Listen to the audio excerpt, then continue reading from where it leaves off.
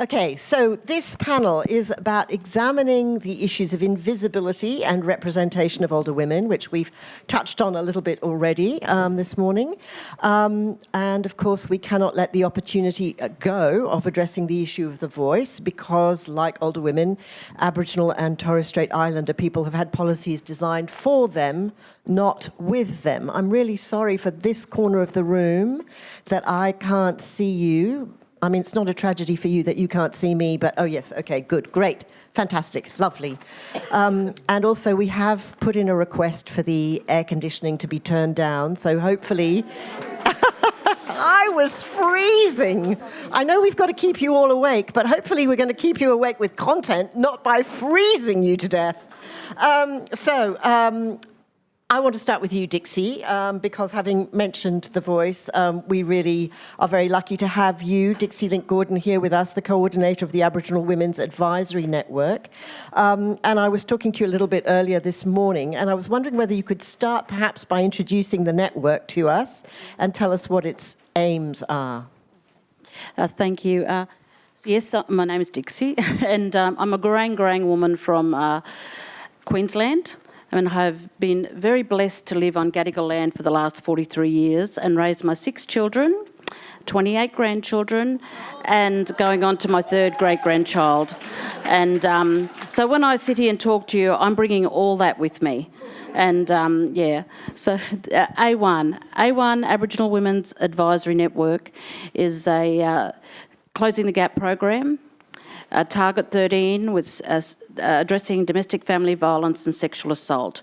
We started it's also auspiced by the oldest serving Aboriginal Women's Legal Service in the state, if not in the country, Ringabaya Aboriginal Women's Legal Service. It comes under community legal centres.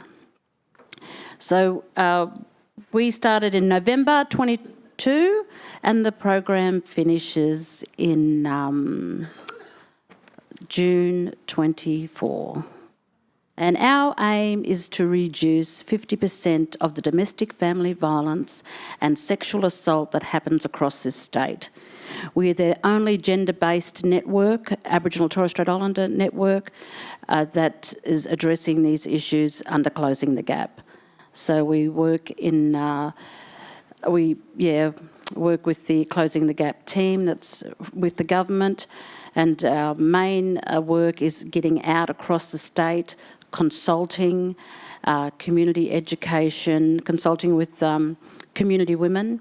And I've honestly had the best pleasure of engaging with a few elders, women's groups, and it's just been just a wealth of knowledge and a real privilege for me, I must say. And I say that because I sat next to Joan, and Joan told me she was in her 90s. I said, I am so blessed, Joan.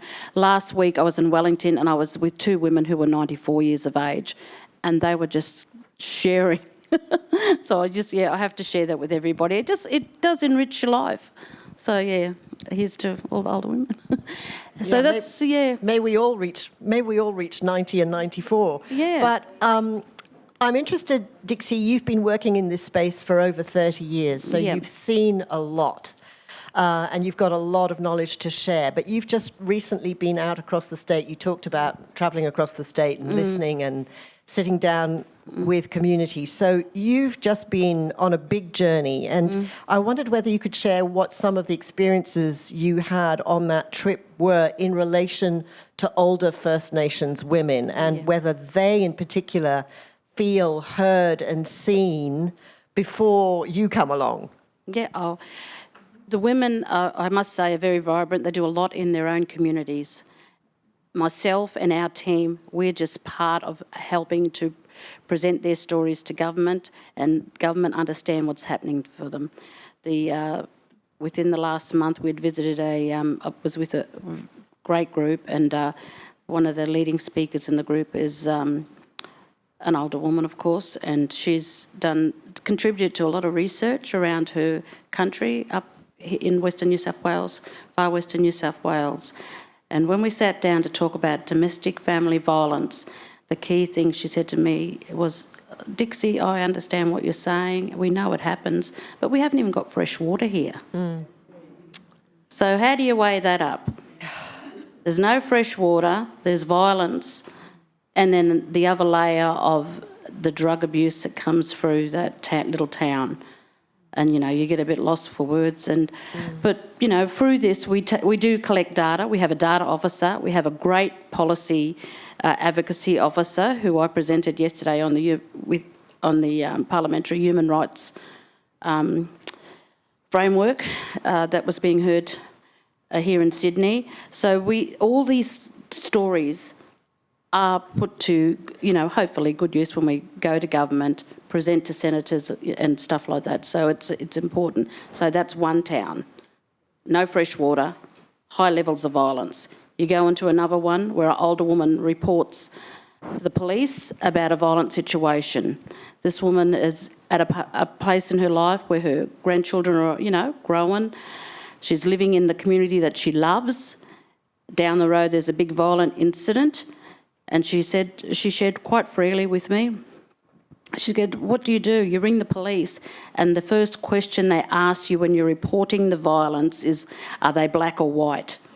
So what am I dealing with here? The racism, how I'm being served by people who are supposed to serve us, or am I dealing with the violence down here where there's screaming kids and there's a woman being assaulted? What do you say? And I said, well, what happened? She goes, Dixie, all I could do was lock my door and hang up. So this is what's happening to these beautiful women. And that particular woman, she meets every week with another group of women, and the opportunity to be able to share that, it can be very upsetting, because that there's so much that our mob are doing. Our older women are holding together after the many trials and tribulations throughout their life, but they're still standing. We're resilient people. And I will tell you a wonderful story about resilient people who only live a short distance from here, or 40 k's, out at Mount Druitt. They are called Babarn Aboriginal Corporation. That group was started by the average age, I'd say at this point, is 67 years of age, Aboriginal women who have come together. They all had backgrounds of health workers' backgrounds. They came together and said, you know what, we need to actually hold a space for our community. And they did the first march against ice, the drug ice. That's what brought them together. And they've just got this wonderful history of starting their group through Catholic Care. And Catholic Care said, oh no, you've got to do your group this, and this, and we'll give you the space. They said, no, you have your space. We'll go here because we're going to do it ourselves. The self-determination to get together. These women don't get paid. They come together as respected aunties and grandmothers in their community, and they just bring everybody in. So fast forward, Catholic Care come up with a building. Here, ladies, that's your building. You just run it how you want to run it. And this is a thriving little centre, and my aim is to take Miss Shirley out there to meet this mob, and they're amazing. So I just wanted to share that there is stuff being done, lots of wonderful stories around, but they're under-resourced, and they're women just doing what they know they're here to do in regards to our mob, and that's hold the space as grandmothers, aunties, and mothers. So when you go out to these communities and you see this kind of stark reality that there isn't enough fresh water, I know that you took some bottled water with you, didn't you, so that you were able to wash because you knew that there wasn't going to be any water out there. When you see the starkness of what's being presented to you there, presumably the violence is being fueled by addiction, unemployment, etc. There's no resources. What is your understanding of what is the most essential thing that these communities need? And how can we who are not part of these communities, how can we support and help? I think there has to be, coming here, this is my first own conference. And of course, I've known Yumi for a while and certainly known Shirley for a while. I think our voice needs to be here amongst this network a bit more. See, I acknowledge my sister there, and sister over here in the back table. And, we need to be part of this too, because when we rise as Australian women, we all got to rise together, because how Aboriginal women are treated in this country, Aboriginal and Torres Strait Islander women are treated, that's as low as you're going to come. Yeah. Yeah. Well, can we come with you? Can we all come together? Can we come Let's and rise visit? together. Can we come and visit some places with you so that we can see for ourselves and we can understand? Because I think we're so sheltered and protected and removed from the realities that you're describing. We have no idea what is going on in our own country. You know, that's our shame and that's our responsibility. Yeah. But, you know, it's about you showing the way and you showing us what it is that we need to know. Yeah. Well, watch this space, because we'd met with Commissioner Tonkin the other day, and she said she wants to come and do the same trip with us. Right. So we are planning ahead, and for just to come out and hear these, you know, just hear from these groups that are doing such amazing stuff and, you know, really trying to look after their families. A few years back, I did some work with what was called at the time Rape DV Services Australia, and everybody may remember Karen Willis, of course, who was, you know, a definite leader in this in that area. And Karen and I, we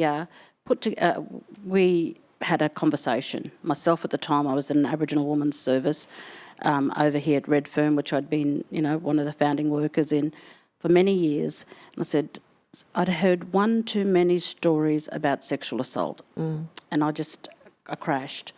And I rang Karen up, who was, you know, a long time ally. I said, Karen, it's like I'm hearing it too much and it's really distressing me. And anyway, I had a bit of a cry, and Karen goes, "Oh, Dixie, I think you're suffering from vicarious trauma." I'm having a laugh now, but it's a survival laugh in a ways. And I said, "What do you mean by that?" So anyway, we had a big conversation. Got a little good support in for myself as an individual, and so I can continue on and do my work. And what came out of that was this wonderful little program that Karen skimped and bludged and cadged every way you can try to get $1. And we ran this program where we did 12 forums across the state around the impact of sexual assault on Aboriginal women. So we goes and do this, and out of that came the women who were supporting each other. Who were the women that on the ground doing it? And in all those communities, there was one, I would say, extremely deadly auntie.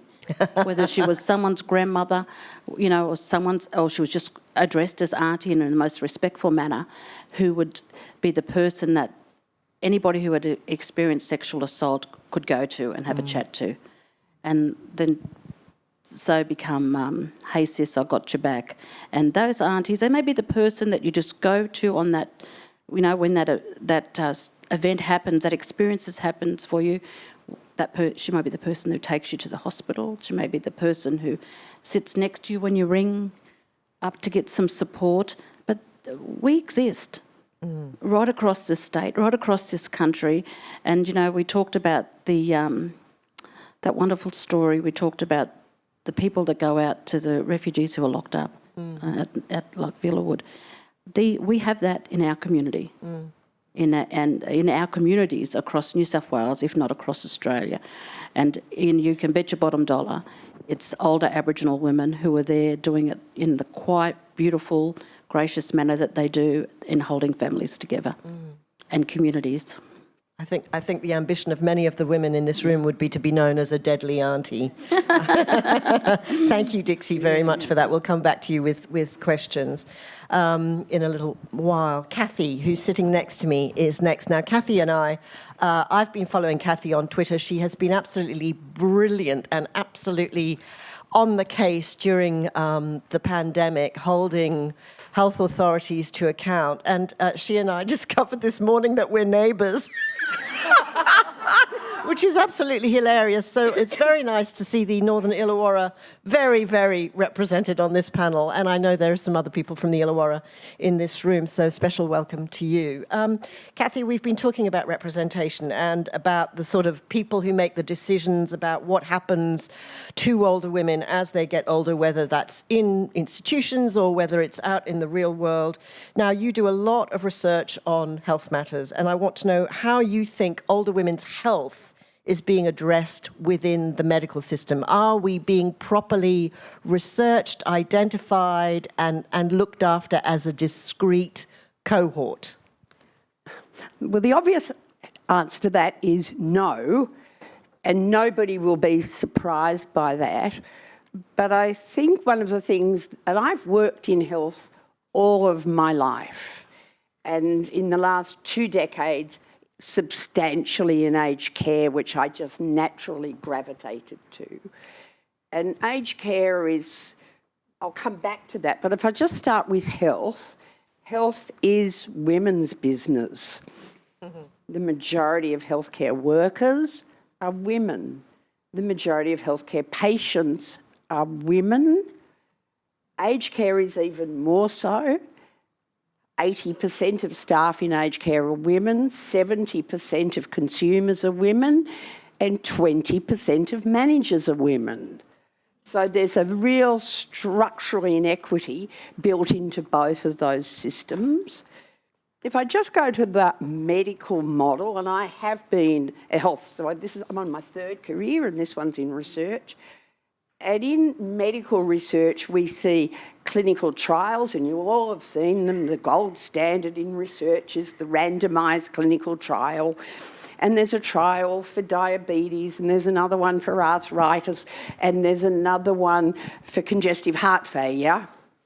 And if you have all of those 3 things, you're ruled ineligible for the trial, because we only do trials on people who've got one thing wrong. And then we approve a new drug and we give it to everybody, which includes all the older women who've got all those other things that precluded them being in the study. And that's the couple of that is the whole, and I've just retired from the University of Wollongong, and I've still got my 2 other academic appointments, but if I look at the academic promotion pathway, it is structured to advantage men. So we've got these very big structural issues. We also do it, I think, in much more subtle ways. I did a lot of work behind the scenes for governments in 3 states in the introduction of voluntary assisted dying legislation, and I'm really proud that we do have that. Thank you. But one of the things that really worried me when I looked at the international statistics is that women are much more likely to choose VAD on the basis that they don't want to be a burden to their family. Men are much more used to that. They've been, in many cases, doing that their whole lives, so it's not new. But even then, you get that issue. When I come back to aged care for a minute, we do now have a serious incident reporting system that Anne mentioned. The figures for the last quarter, I have to mention, 50,000 serious incidents now in residential care a year. 60% of those are unreasonable use of force. 2,000 of them are sexual assault of older women, nearly all of them by older male residents. 2,000. I mean, that's amazing. And they're only the ones we know about. They're the tip of the ice. I think there probably are about 50 a week at least. I'm starting my little campaign now for older women's residential care. None of us want to go to residential care. None of us want to go to residential care, but we need to understand that the older you are, the more likely you are to be in residential care. I do the statistics every year. The number of women over 100, there's hardly anyone men over 100, but there are literally thousands now of women in their 90s into their hundreds, and yet we've got a system, the use of force, sexual assault. I really want to see some older women's residential facilities that meet our needs into old age, and we need to be saying that to providers. Wouldn't it be nice if we had an older women's network residential facility? Yeah. Oh. So just to go back to the completely ridiculous vicious circle research thing that you mentioned, where someone has 3 conditions, they're not eligible to be part of a research project, and then out comes the drug and you're not able to take it because it's got a contraindication for your 2 other conditions. How do we as women insert ourselves into the research system. Yeah, the whole research, the whole medical paradigm, and it's to do with medical specialisation, is remember the days we used to have a GP and then we had general physicians, and now you have the cardiologist and the respiratory physician and this one and that one, and that is how research is done. And we need to understand what my medical colleagues would describe as multimorbidity.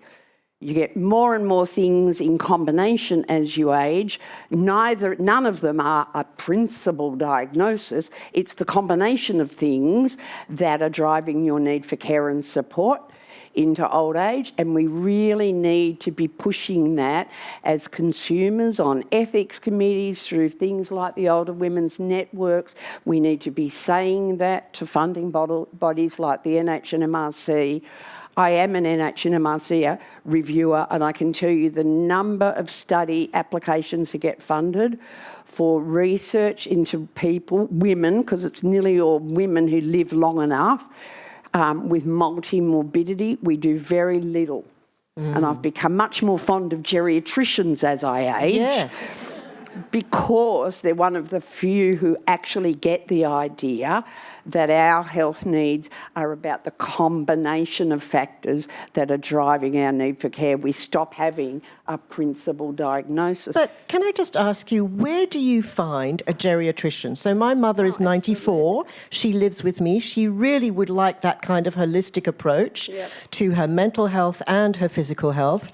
And there is no one that I can get a referral to through the GP. There is such a dire shortage of geriatricians in this country, is there not? There absolutely is, and this comes back to how we train doctors and how we remunerate them.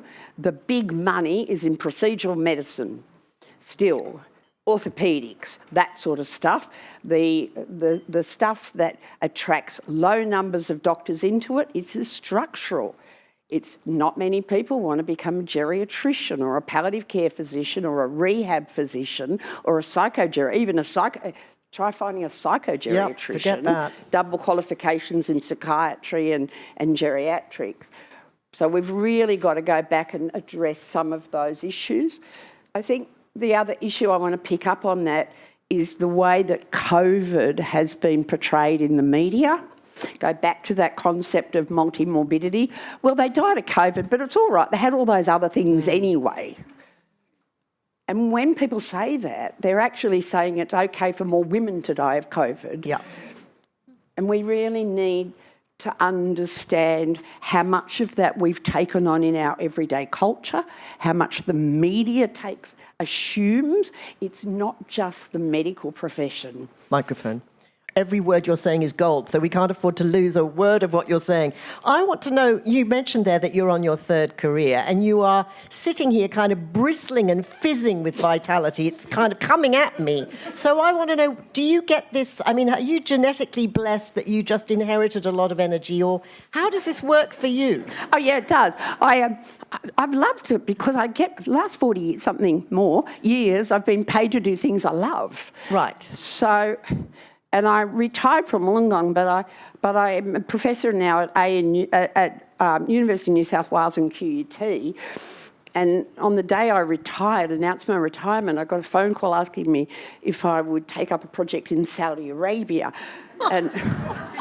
And 1 month later, I was on a plane to Saudi Arabia. And tonight, I'm teaching online in Saudi Arabia at 8 o'clock. So life hasn't slowed. And for me, that's about finding things that you feel so passionate about that you would do them without money. Okay, so I'm going to go off script here because that bit about Saudi Arabia is just too tantalising. Given that you are obviously a feminist, given that Saudi Arabia is obviously not that kind of a country, what are you teaching and how are you going to infiltrate Saudi Arabia with some of your feminist knowledge? Look, my time in Saudi Arabia, the first consultation I did in Saudi Arabia was a room full of clinicians. And there were and I did 9 consultations in a row over 9 days in 9 specialties. And the first one was in primary care. And here's all the women sitting in black abayas with veils and all the men sitting in the white robes with the red and blah, blah, blah. And I can tell you how hard it is to engage in that conversation when you can't read anybody's body language. But I got put in my place very nicely.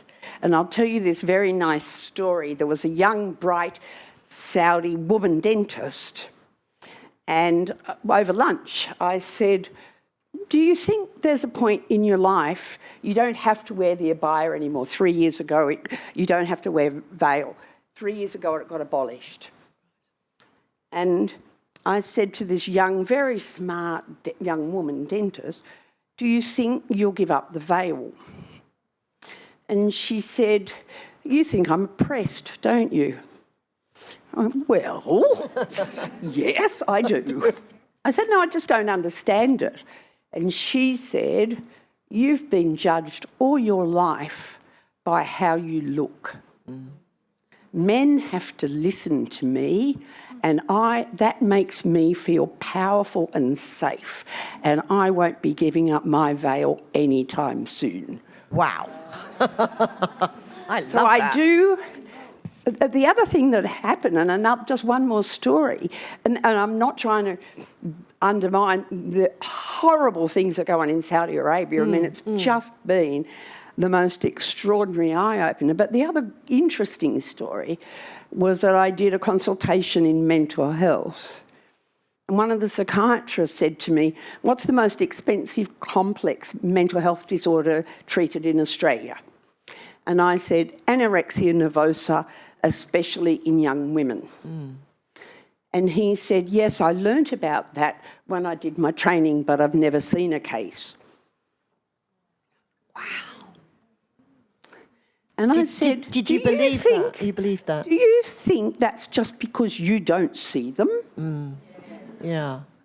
And a woman psychiatrist, a Saudi woman psychiatrist, said there is an upside of our girls going into the abaya at puberty.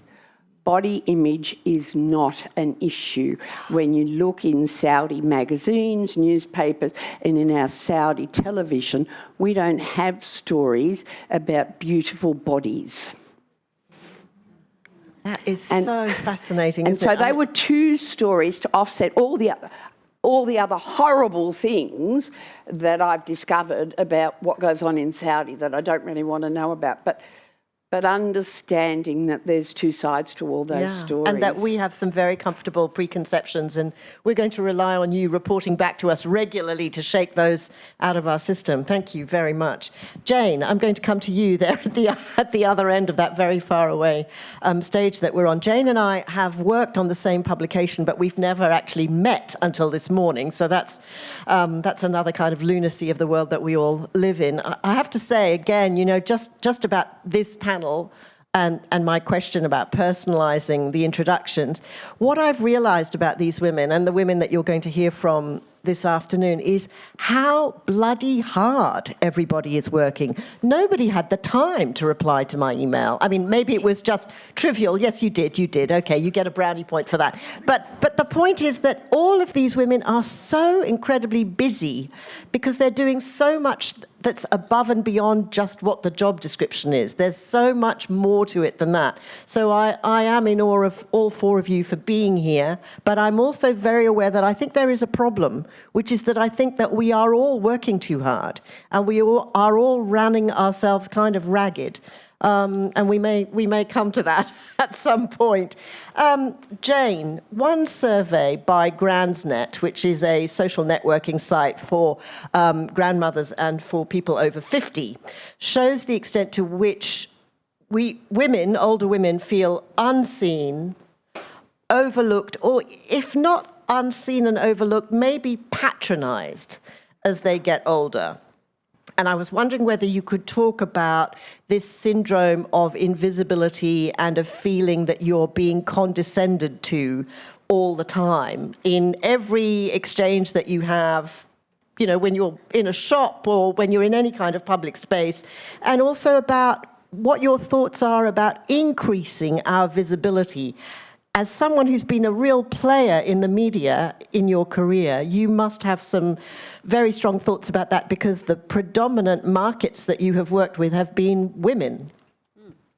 Yes, I have a lot to say about that. I think it's not simple. That's the first thing to say. And coming from a marketing background, and I was laughing before when you were talking about Scott Morrison, because one of the first activist agendas that I did through Women's Weekly that I took to Parliament was removing the tax on tampons, because it was actually just an accounting error that had been in place for 18 years, but no one was game to change it.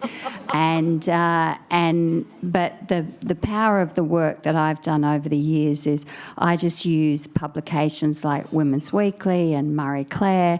I've worked for those publishers, and I use them as the megaphone to scare politicians, usually, you know. And the then acting treasurer was Scott Morrison, who very quickly, 3 weeks, we were only campaigning on that, and they changed and removed the tampon tax because and he wanted to go out with that news. So what I find about my work is marketers need to meet marketers, and a lot of politicians are great marketers. And when it comes to invisibility, a lot of the problem does happen from a commercial and marketing level, because we have this, wonderful gift as women over 50 that we have a very strong bullshit radar. And a lot of marketing is actually aimed at selling you something you don't actually need, or pretending that you do need it and making you feel like you need this thing. And when you get to a certain age and you've lived, through a few things, as we all have sitting in this room. I, at 50, lost every cent that I owned and had to start my whole life again. All of us, I'm sure, have had stories of divorce and loss and sickness, and you sort of, you just don't read the bullshit. So when it comes to marketing and selling to women in our age group and over, you have to have women who are in our age group doing the communication, doing the marketing, doing the advertising, doing the writing. And about 2% of women who work in advertising and marketing are over the age of 50. So that's problem number one when it comes to why when we see ourselves, or what are meant to be ourselves, in magazines, in media, in television, in ads for retirement villages, we go, that's not me and that's not my life. And I did a very big piece of research which was called Defiant, and it won a global award because we wanted to try and tell marketers and publications and brands that the way they're marketing to us is bullshit. It actually doesn't make sense. And what this word invisible was, we thought we would find women of our age saying that we were invisible, and actually we found that they were invisible. The brands were invisible to these women. It wasn't that the women were invisible. In fact, there was one hell of a party going on with the generation of women that we're talking about. They were having a great time and they didn't feel invisible, but the outside saw them as invisible.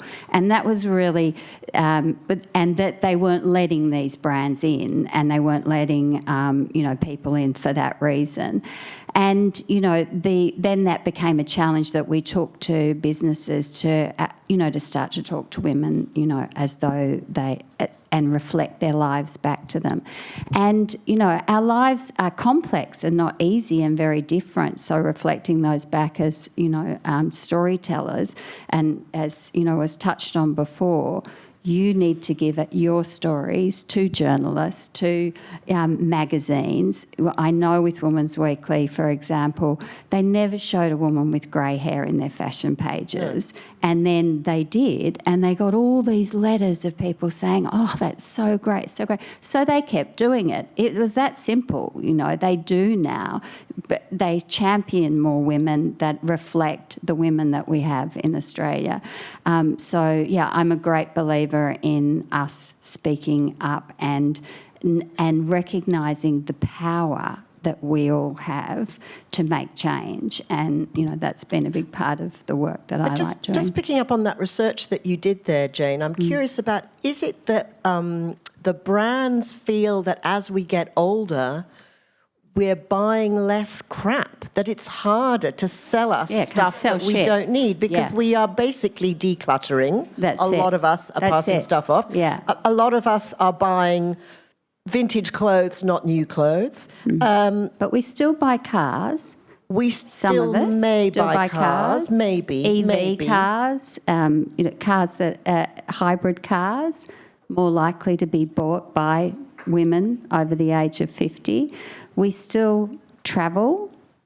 We do actually brush our teeth, I've heard.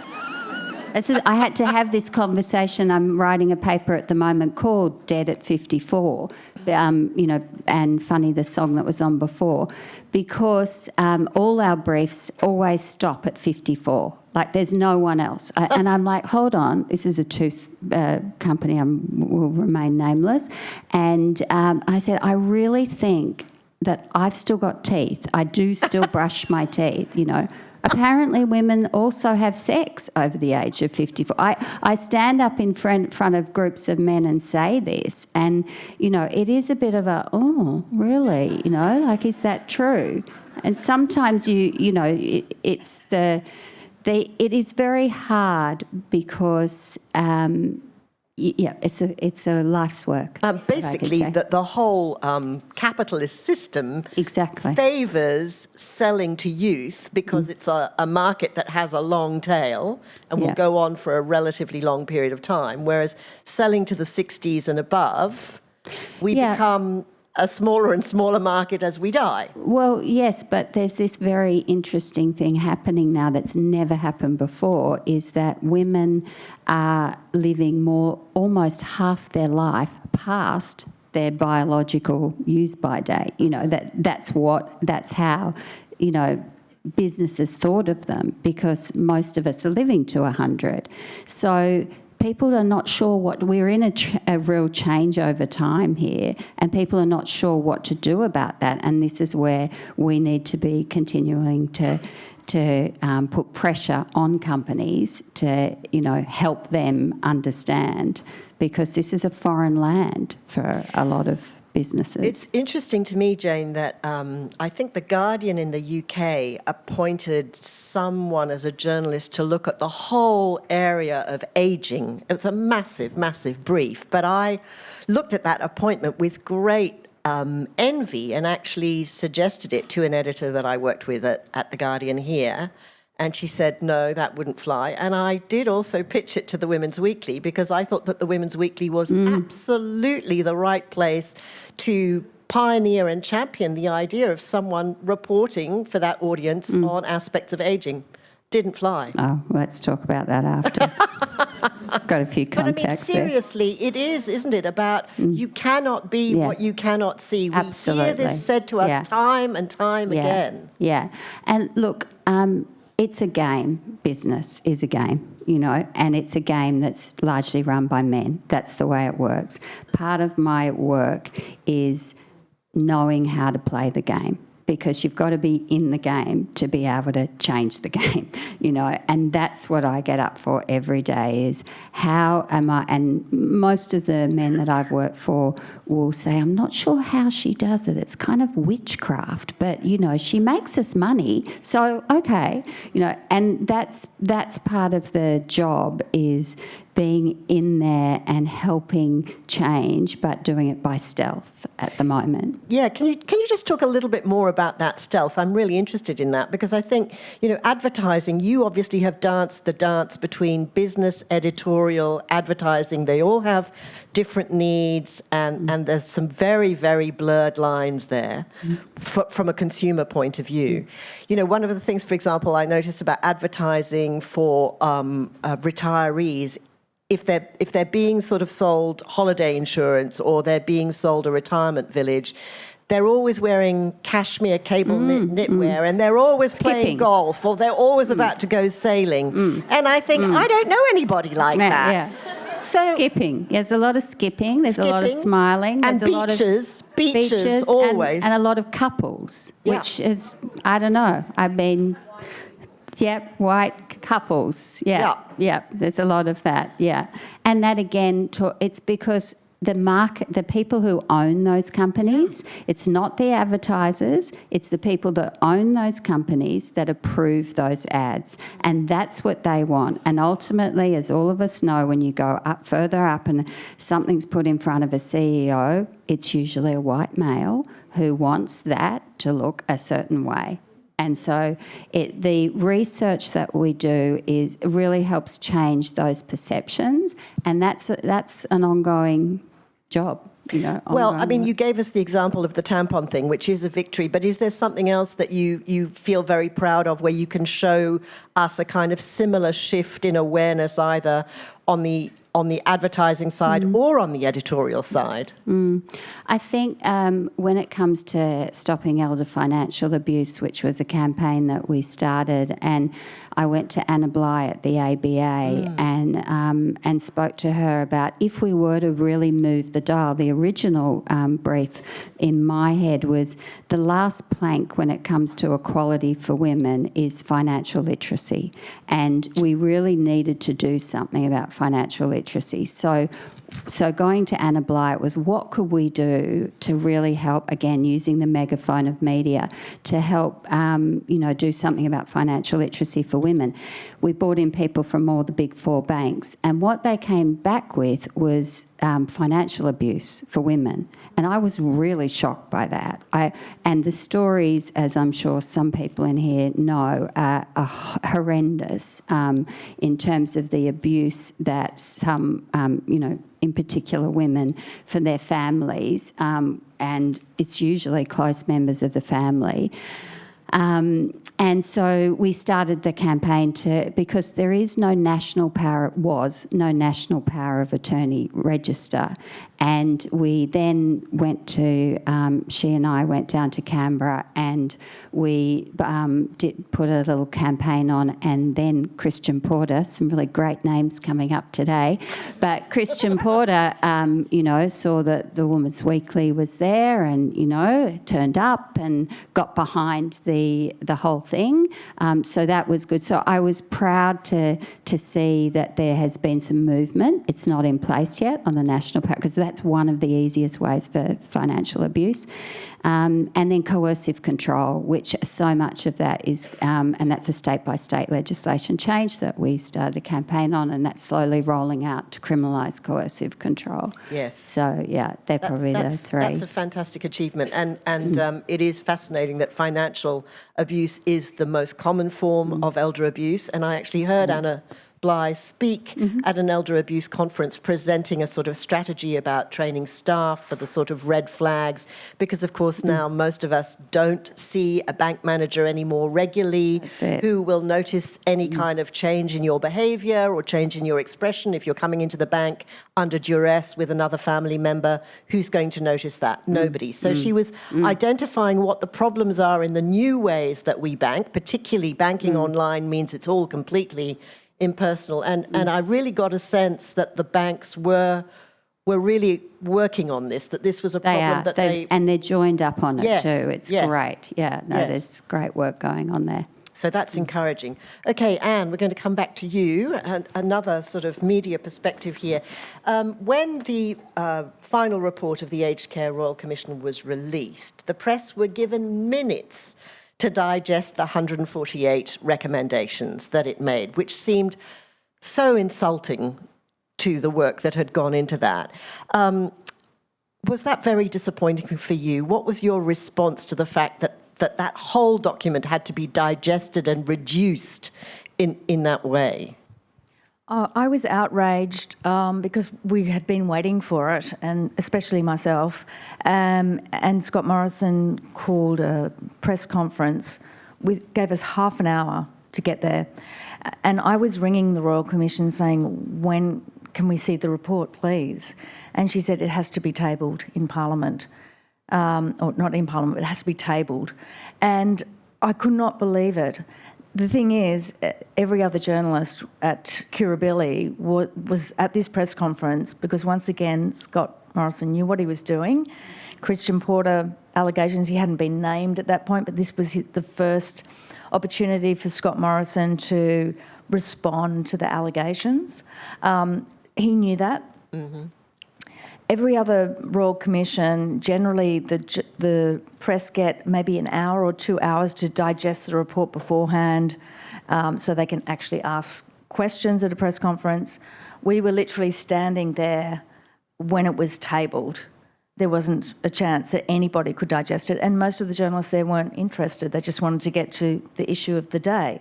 So he used a great opportunity to bury a report which, once I got to digest it, realised that actually there was a lot of criticism of him.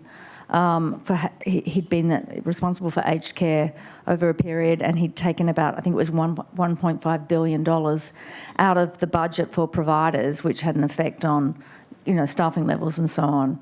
So it was highly unusual. No one else was calling it out. And how did I feel? Angry, outraged, and just desperate for some answers. And the thing that was great about that press conference was that no one there had any interest in the Aged Care Royal Commission report. That's not a good thing. But they didn't have anything to ask. And typically what happens with politicians is they go to announce something. Everyone's there to ask other questions. And typically the politician will say, well, first of all, are there any more questions on such and such? Mm. And so every time he did that, I said, yes, I do. So I just kept asking questions. But thank God you were there. Imagine if you hadn't been there. Yeah, that's right, exactly. That's how it works nowadays. So that is a deliberate strategy of dumping a report at very short notice. I think often they're dumped on a Friday night. It's called taking out the trash, and it's a deliberate ploy to make sure that the report goes under the radar. Oh, definitely. There was no doubt. So How disappointing for all of those people who put in submissions, gave evidence for the Royal Commissioners, the staff, everyone who'd worked on it. I thought that was just shocking. So we've talked too much. We've mentioned two people much too much this morning, and we're not going to mention them anymore. Can you talk to us perhaps about a politician that you think in the new government has a real commitment or sensitivity or any kind of interest in the issues that we're here to talk about today? Oh, my Lord. Look, this is shocking, isn't it? I'm sure that there are really great people. I don't deal with them. I don't deal with Canberra. I don't deal with politicians. I deal with ordinary people. So I tend to... Does anybody else on the panel have a name? I was just going to... I was just going to say that my experience has been that politicians want to be famous, and I think it's about pitching to them, no matter who, an opportunity to be famous. And I'm sorry, but that's how it works. And if you find the right politician at the right time, so much of it's timing, they exist. They do exist. Do you think that there's any value? I mean, you're obviously a very good strategic thinker, Jane, and where have you been all my life? Do you think that there's merit in getting to know your MP and making that relationship your sort of first point of contact? Because I've just got, the boundaries have been redrawn where we live, and I just made a point of going to meet my MP for the first time because it was a woman and because I'd voted for her, and I thought, well, I've never done this before, but I'm going to go and meet her for 15 minutes, and she was running a clinic and taking 15-minute appointments. And I thought, yeah, this was worth doing. You know, now I know who to call. When I've got a problem, I can come straight to you. I know where you are. I know your face. You know me. So would you recommend that all of us, as a starting point, that we get to know our local representatives if we feel that they are people that we can talk to? 100%. Like, I think it's, and follow them on social media, follow the comment, as you know, I'm sure you all do. I don't do Twitter or any of that stuff, but I follow them. I watch them and I wait. You're a lurker. I am You're a lurker. I wait for the moment, and I wait for the topic and the moment and the opportunity to create change. Okay. Yeah. Kathy, I'm just going to pick up on Jane saying that she doesn't do any social media because, as I said before, you are a terrier. When it comes to Twitter, you are really using that platform as a platform for campaigning. How have you found that? Has it been useful for you to put your frustration about COVID policy out there? What are you doing when you're doing that? I started playing around with Twitter just to see what it was like. But in the last couple of years, I've used it to lobby very overtly about aged care and COVID. And I'll give you two examples. I was an expert witness at the Aged Care Royal Commission, and I did a couple of really big pieces of work. And pieces of work I'm really proud of. And I did the work on the relationship between staffing and quality. And the night before I was due to be an expert witness on whether we should have mandated staff ratios, a really important paper was published in America on the relationship between staffing and quality. Guess what? The more staff you have, the better quality. And I thought, I really want to get asked a question about this.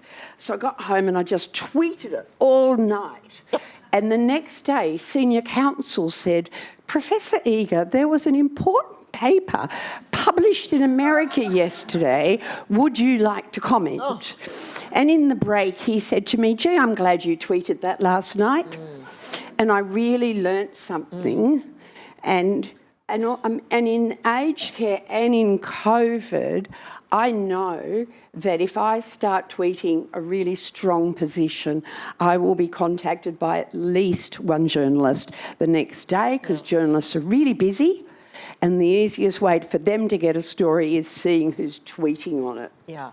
And the beauty of this is that it may seem very alien to you, and you may be fearful of it, and there are reasons to be fearful of it, both in terms of its addictive quality and its combative quality, and it may be that you don't have the kind of economy to write the very sort of succinct messages that Yumi is so brilliant at, and Kathy is as well. It is a skill. You have to develop it. I don't particularly like Twitter for those reasons, but you never know who is watching it, and it is that ability to pick up something that you've thrown out into that vast, lake of opinions and points of view, and someone will pick it out and give you a space in which to elaborate on your ideas. Not everybody in this room is a communicator. We have some very, very high-level communicators on the platform, on the podium rather, not the platform.